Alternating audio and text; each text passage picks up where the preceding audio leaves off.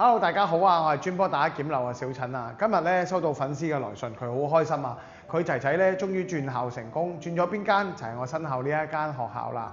咁咧佢咧就即刻同我講話，我要喺學校附近要揾一間5個房連1個車位嘅單位，有冇啊？小陳即刻幫佢揾到，呢邊請。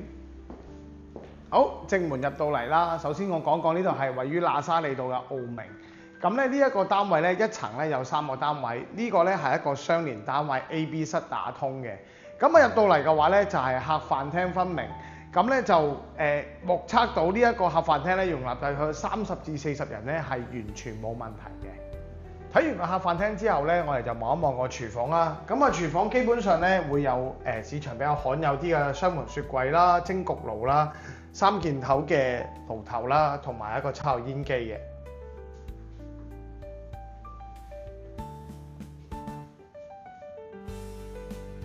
主咧就非常之有愛心嘅，咁咧就將呢一間客房咧做到咧好似咧兒童嘅冒險樂園一樣。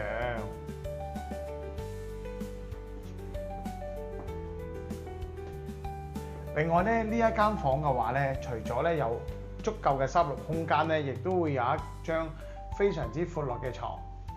另外咧尾房呢一度咧係一個套房嘅設計嚟嘅，右邊可以足夠擺一張 king size 嘅床，而左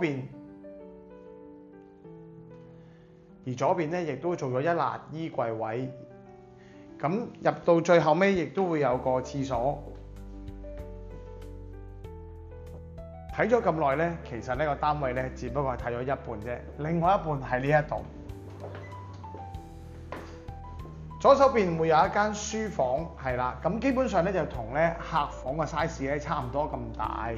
咁啊，再入嚟嘅話咧，就會係主人套房啦。咁首先會有個 king size 嘅床擺喺呢一度嘅。咁啊，入多少少啦，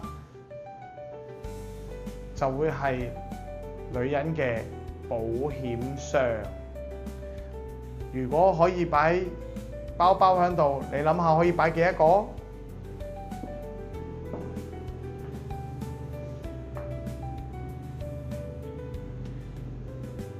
咁當然最後亦都會有一個套廁啦，咁啊套廁係相當於闊落嘅。